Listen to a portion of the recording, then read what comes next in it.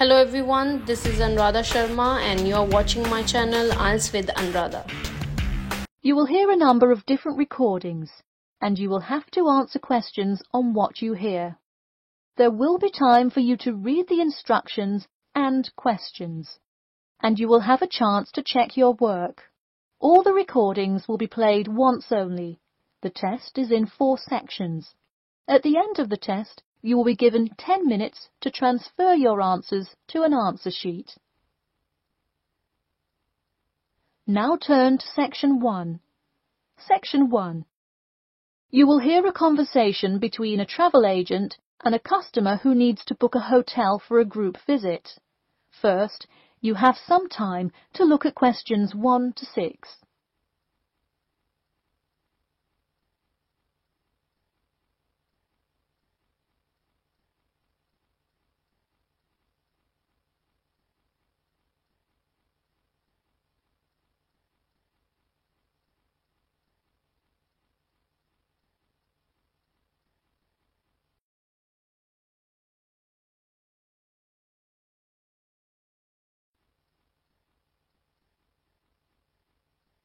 You will see that there is an example which has been done for you.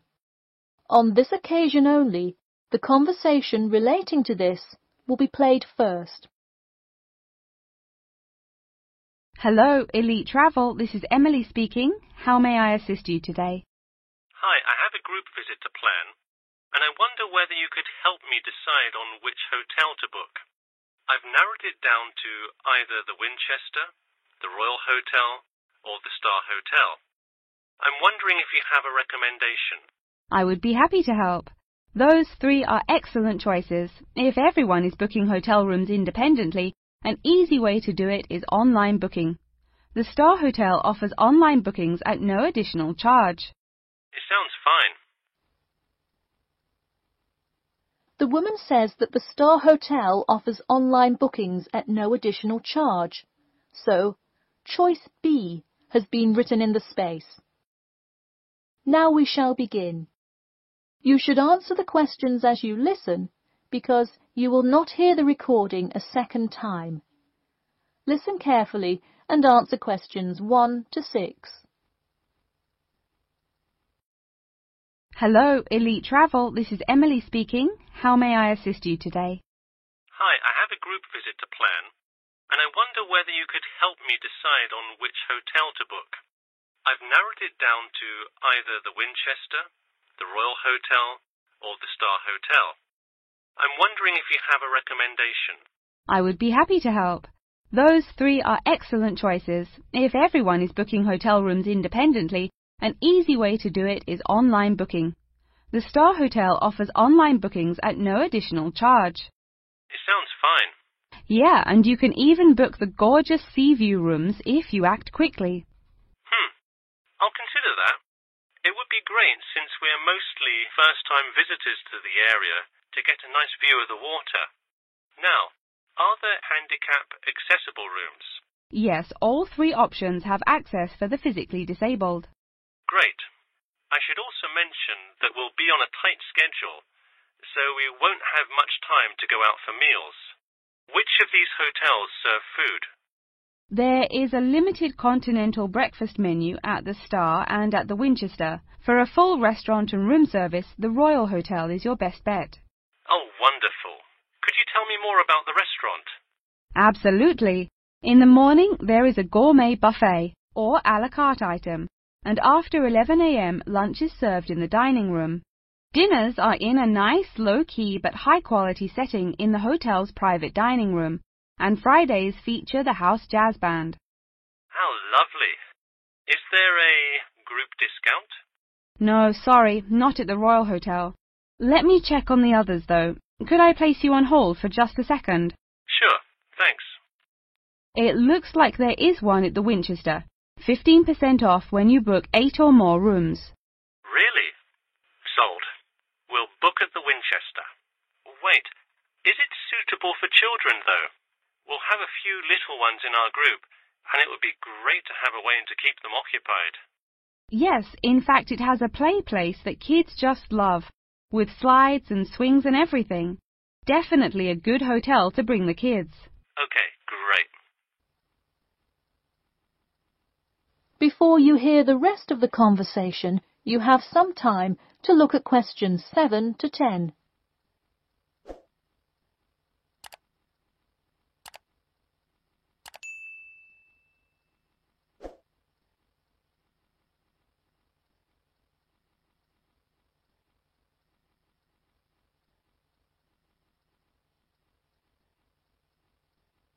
Now listen and answer questions 7 to 10. So now I know where we'll be staying. What next? Should I go ahead and book transportation and assign rooms and everything? Well, for now there are only a few things for you to take care of. We will hold a block of rooms for you as soon as you send a deposit. I recommend booking as soon as possible, so you probably want to send the invitations as soon as you know how many rooms to hold. Oh, right. Okay. I'll send the invitations and put down the deposit. Is there anything else I should take care of? Great! And don't worry about this now, but sometime before you arrive, do let us know if you'll be requiring our transport service to and from the airport. I'll make sure to let you know. Does that incur a service charge, or perhaps a tip, or some presents to show our gratitude for the personal car service? Oh, don't worry about it. It is a free service, so if you would like to tip, you are welcome to do so. But hotel drivers do not accept gifts. Thanks for your help. My pleasure. Enjoy your stay at the Winchester. That is the end of section 1. You now have half a minute to check your answers.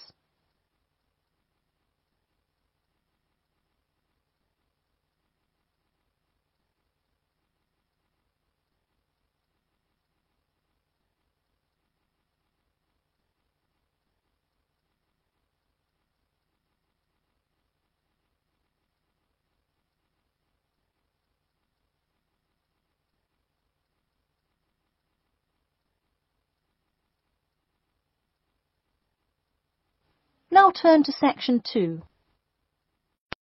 Section 2. You will hear a talk about the 11th Annual Durham County Car Exhibition. First, you have some time to look at questions 11 to 16.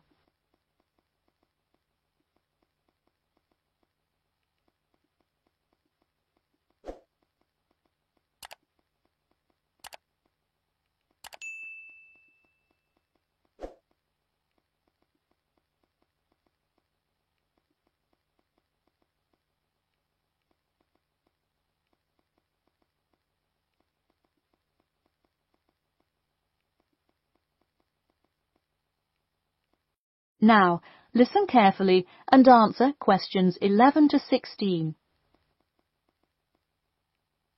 Ladies and gentlemen of Durham, start your engines. Skip Gordon here, inviting you to the 11th Annual Durham County Car Exhibition. That's right, it's that time of year again. Mark your calendars. The pre-opening event kicks off on the 18th, and the exhibition officially opens to the public on Saturday, March the 19th. Take it from me, you won't want to miss Durham's most attended public event of the year 5 times running. You don't have to be a motorhead to appreciate the finest cars, both new and old, in existence today, but it helps. Be one of the 70,000 people to see everything from big rig monster trucks to good old-fashioned classic hot rods. Get your tickets now. Admission is £10 for adults and £5 for children during off-peak times, and £20 for adults and £10 for children, and senior citizens on weekends and for full-day passes. Come see vintage classics, bid in the auctions, and even test out a few on the Winners' Circle racetrack. An insider tip: weekends are the exact time when all of the best attractions take place. But to avoid Saturday crowds, join us this Sunday. You'll see me, Skip Gordon, and all your friends from WKXP there this Sunday at our very own booth. So stop by and say hi, and you might just win a prize of your own. A new attraction this year will be the addition of a new car category: electricity, namely the electric car class. See displays from Toyota, Honda, And you guessed it, Tesla. Watch as the first generation of fully electric cars compete on style, ride, and watch the main entertainment as there's going to be a fabulous show of racing car to see who takes home fastest battery-powered car. While not typically known for their speed, this new class is guaranteed to surprise you. Before you hear the rest of the talk, you have some time to look at questions 17 to 20.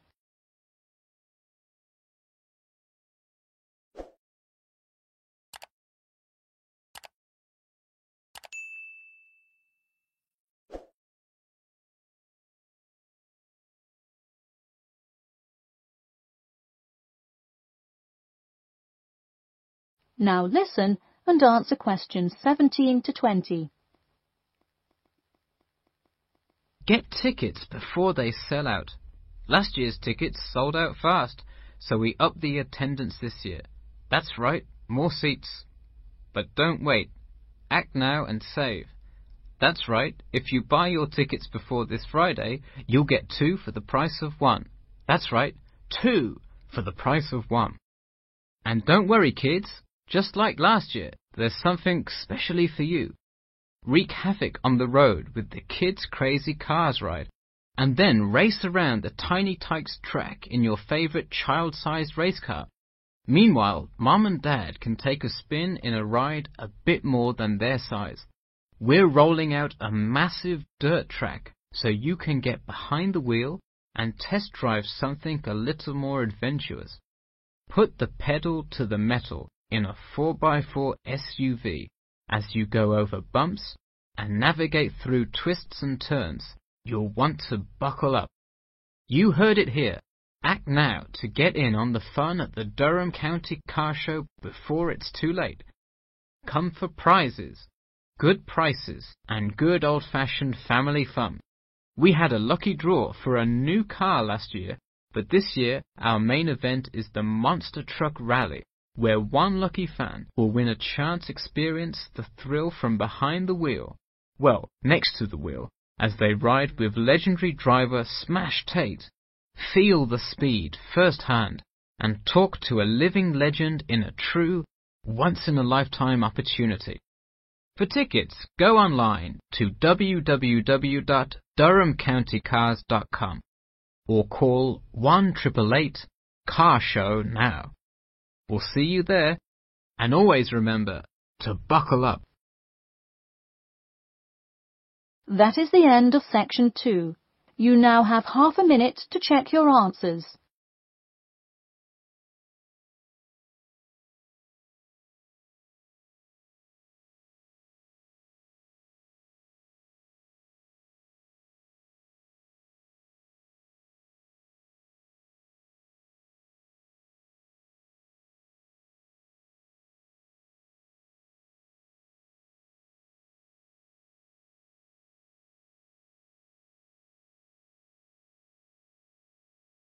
Now turn to section 3. Section 3. You will hear a student asking Professor Jameson for advice in choosing courses for next semester. First, you have some time to look at questions 21 to 23.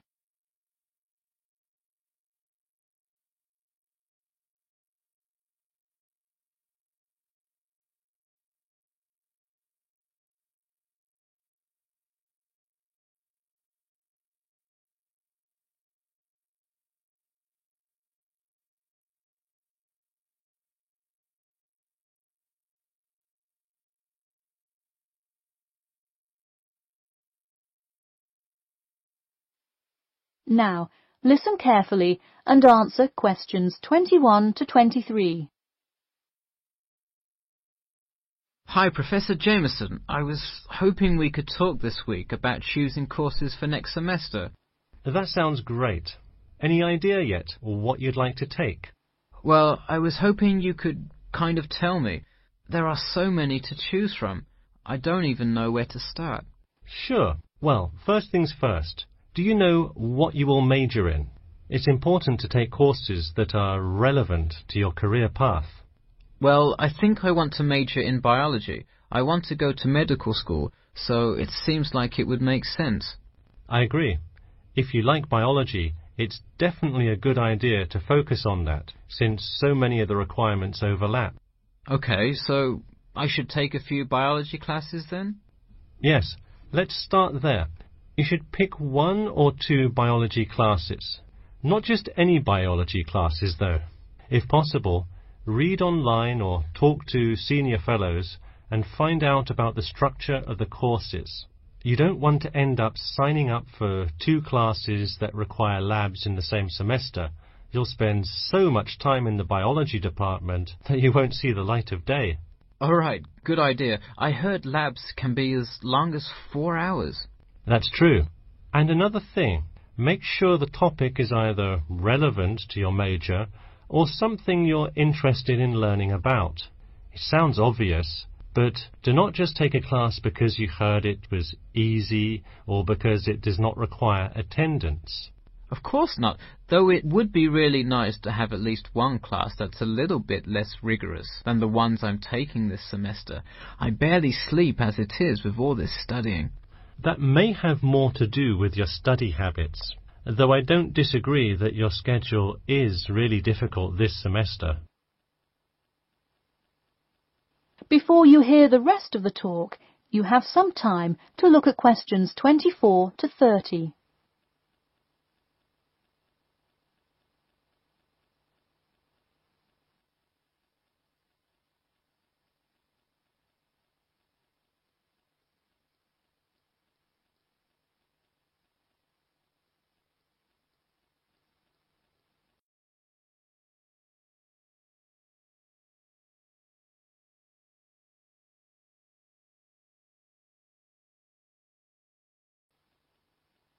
Now, listen carefully and answer questions 24 to 30.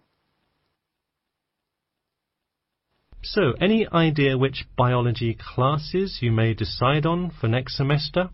Well, I was thinking of taking human physiology. It sounds relevant and interesting. I think it is an interesting class, but I would recommend against it. You're already in human anatomy, which also covers physiology, so it would be repetitive and probably not the best use of your time. If I already know some of the stuff, I could take it to boost my GPA a little bit. You could maybe do that, except the professor that teaches it is famous for giving out the fewest A's of any professor. Oh well, never mind. Now, changing subjects. Have you decided yet on your research topic? Well, I actually decided. I don't want to do a research paper. I'm going to do a dissertation instead. I think I will much more enjoy coming up with a thesis and finding all the details to support it. I see. Didn't you already do some of the research, though? What happened to that? Well, I started doing research. Then the more data I collected, the more complicated things got. I realized I would have to take a lot more steps to randomize the sample, and then I realized I would need to control for more factors. I see. What kind of data collection did you do? I interviewed employees at the water treatment facility after Professor Dickinson recommended it. I understand. Well, the research paper could be much more outside work, but it may be worth it if that is what you're interested in. No, I am a lot happier just doing the dissertation. That's fine with me. Just remember, you need to finish your first draft and send it in soon. It's already the middle of February. Oh wow, it is, isn't it? I just have to finish it by the end of March, right? Yep, but don't forget, the date will really sneak up on you. Okay, I'll make sure to set reminders in my calendar. And who do I talk to about registering my dissertation? You should go to the department office and then talk to the secretary. I thought I needed to talk to the department head. Not for registering. If you need help developing your dissertation, that's when you should go to the department head. I see. And who would I see about getting access to the database of past research on my topic? That you can find in the computer lab, specifically in the office. You'll have to ask a lab technician to give you access. Okay. Well, I'll go ahead and get started on that then. Thank Thanks. That is the end of section 3. You now have half a minute to check your answers.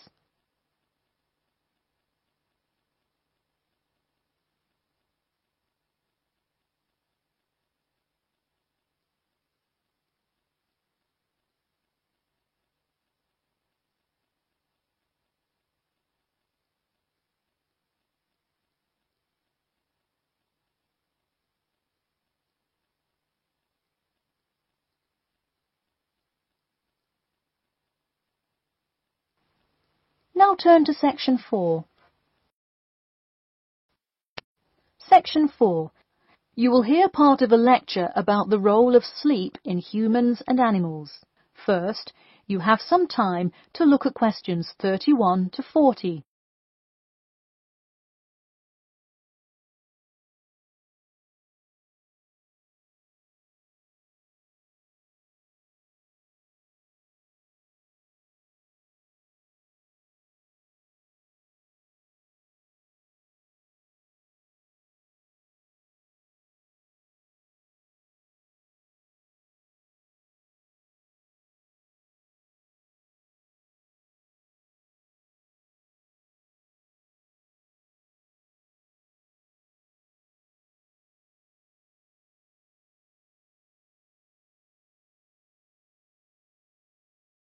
Now, listen carefully and answer questions 31 to 40.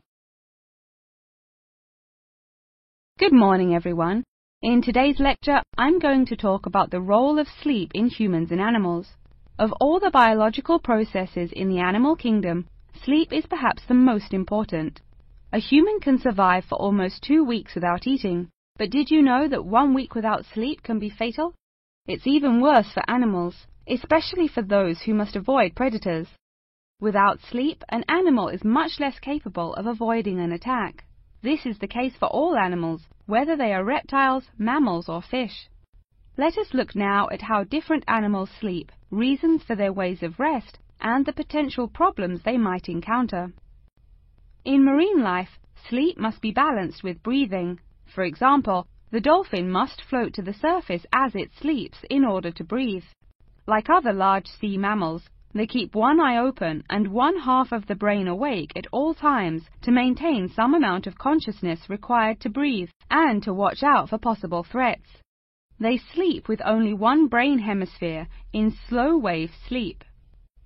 Birds also have unusual sleeping patterns, mostly due to being constantly on edge in the presence of numerous predators. They usually sleep quite lightly. For example, Swainson's thrush, also called olive-backed thrush, is a medium-sized thrush that takes hundreds of naps during the day, each of which lasts just a few seconds.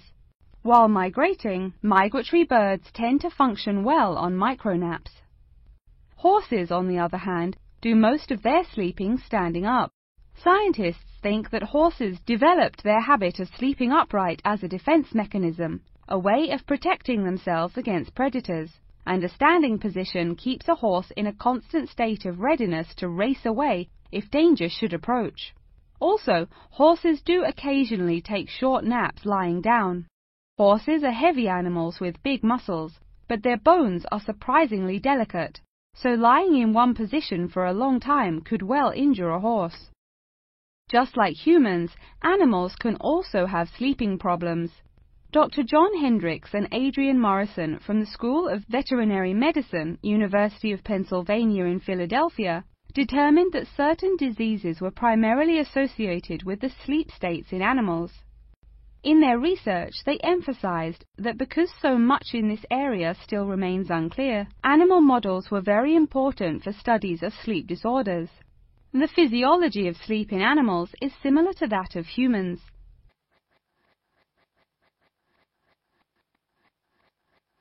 But why do we humans sleep?